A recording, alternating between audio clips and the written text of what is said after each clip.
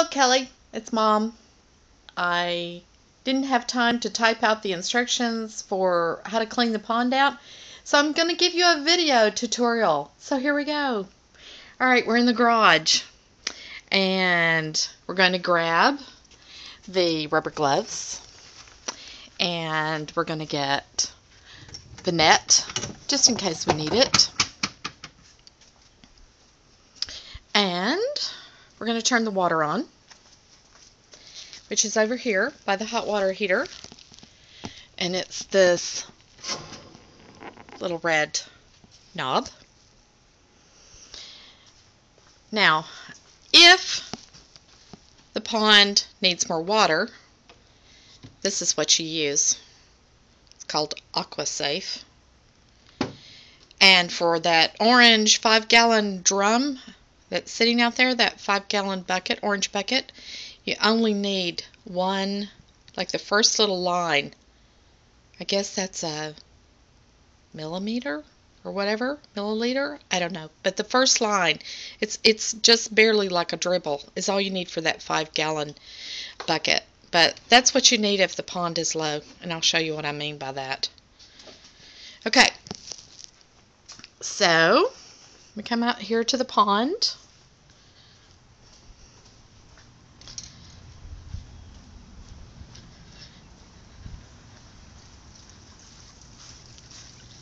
And hello, fishy. We have to unplug the filter first thing. So I'll be back when I get this unplugged. Okay, I have my gloves on. And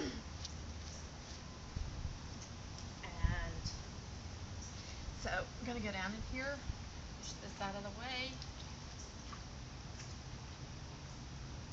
and pull this up.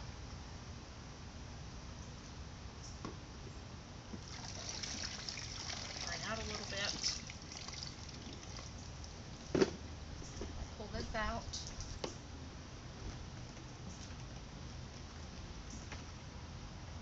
And this snaps off.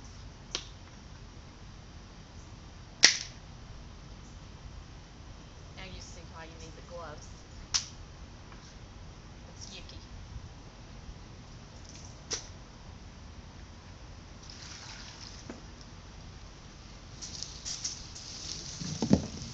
And now just make sure the hose is on really pressure.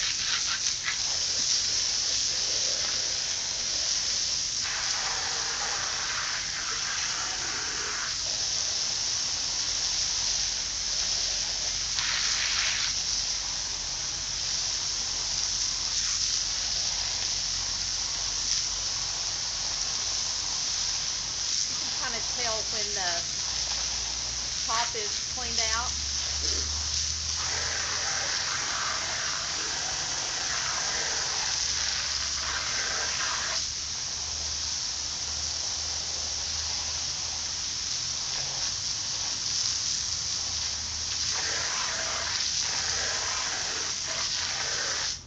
And then I turn it over. That one is fine. This one to turn over. This to be turned over.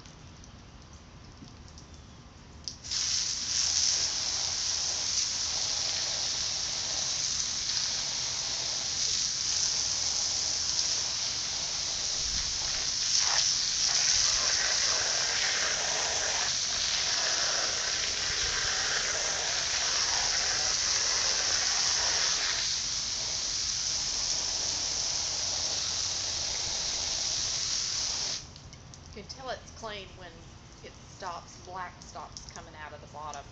The first filter, the really scruffy one that's like a Brillo pad.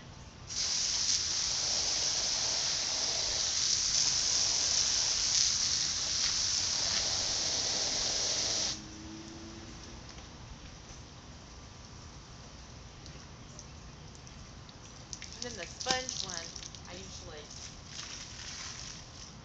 squeeze it out and Give it a little extra.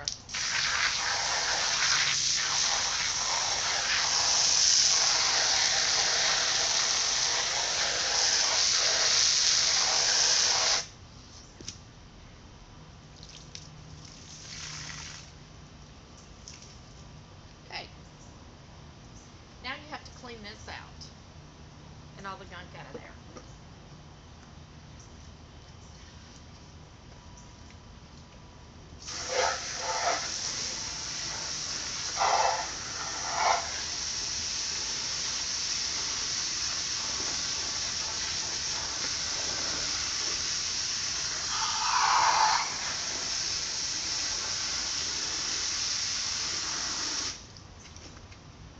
And you may see some little red worms, totally normal.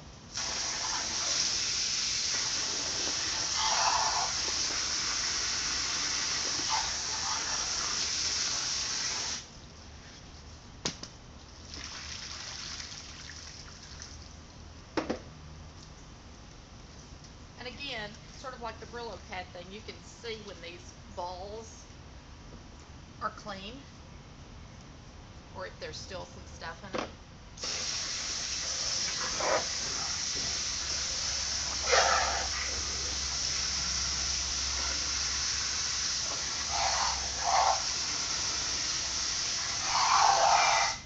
And I guess you'll notice the hose leaks, so it'll squirt you in a New York second if you're not careful.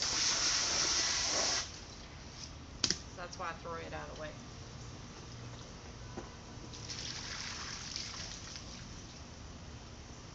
Okay, that's pretty good. The return there for the water has to be in the middle. So since we got this new pump, the balls have to all be at one end. That's the only way it'll work. So once you got that cleaned out, the sponge goes first. The Brillo pad thing. The cover. Make sure it snaps or it won't be on tight. And I'll check it to make sure I got it on. Then thread this back on.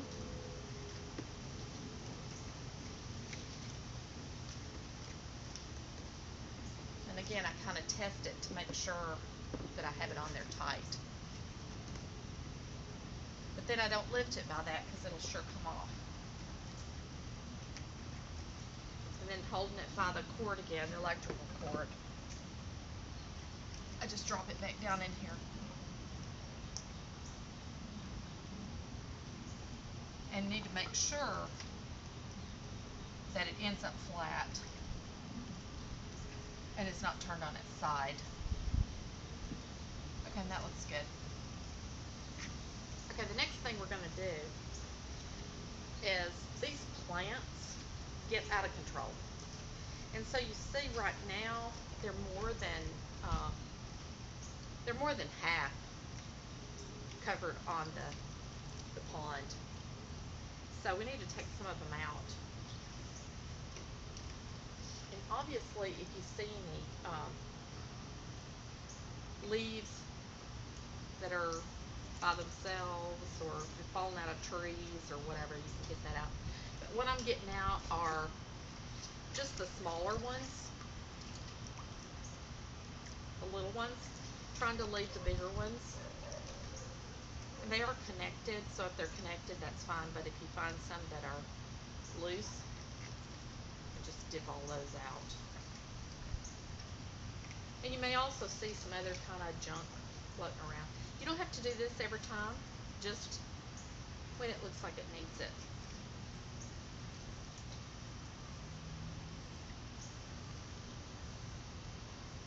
Yeah, just take that one.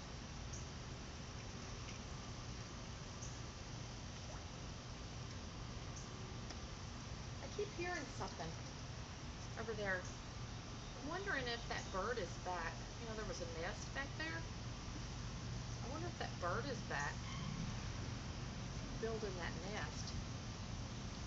So that's kind of freaky.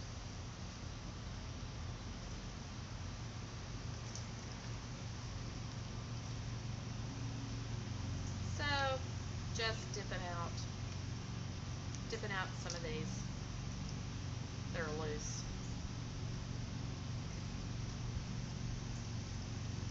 Can't make a mistake. just trying to get a few extra of these out of here so it's not quite so many in the pond. Okay. So, and then I just throw these in the yard by turning the net upside down. It's reversible. So that's done. So we'll also give the fish some food.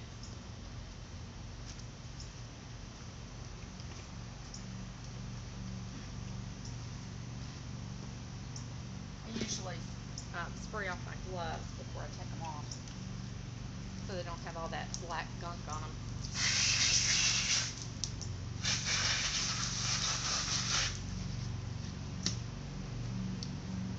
There we go.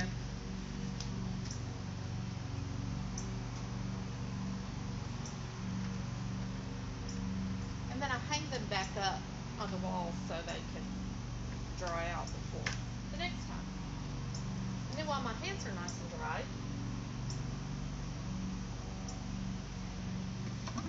plug the filter back in. And it should start almost immediately.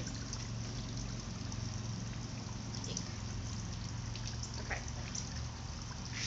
Now the fish food is in this tub, and it'll be between the two trash bins. And I've put a little scoop in here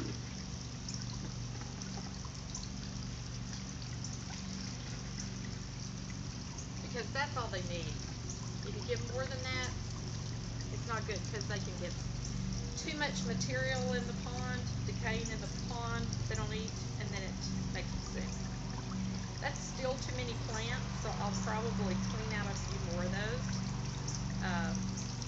Because you really need a place where you can see the fish and throw the food in. So right now I don't have a very good place.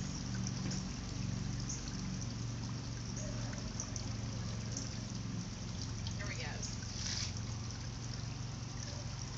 So the idea is what they can eat in 5 minutes. Now, my fish are scaredy cats, so while I'm watching them, they won't eat it. They won't touch it. But if I walk away, they do. So I know that a scoop, they're hitting it now. So a scoop is about what they'll eat in 5 minutes. So that'll work. Also, they love oranges. They love romaine lettuce. I may throw an orange in here on Saturday to kind of tide them over. But that's basically it. Here's the 5-gallon orange tub. And let me show you what it looks like when it's full.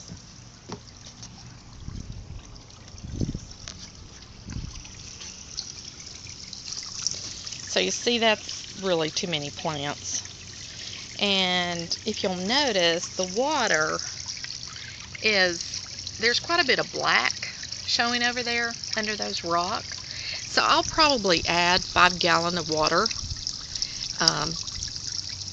I put the bucket up here next to the pond and fill it up with the hose. Then I put that AquaSafe in it, and then I just dump it in. The fish don't care. And if it rains, it'll fill it up some, but if it's really hot and sunny, it will evaporate quicker. So you do need to, you probably will need to add water at least once during the week. And then if you will, while you have the water on, just spray the plants. Turn the hose on softer mist. And I've got them all sitting here so that they're easier to spray. I have to put the hibiscus out here by itself because the rabbit likes to climb on it and turn it over. And there's one out there, one over there. I may bring those in closer for you, and one over here. I just usually put the hose on squirting hard and squirt it over there. But so whatever, that's it. That's the story. So thanks for helping out. You know that if you ever need us, we'll be there to help you. Like maybe during the time you're gone to Hawaii, we can come and check on your thing. All right, there you go. Thanks for helping to keep our fish healthy. And it's Mom, and I'm out.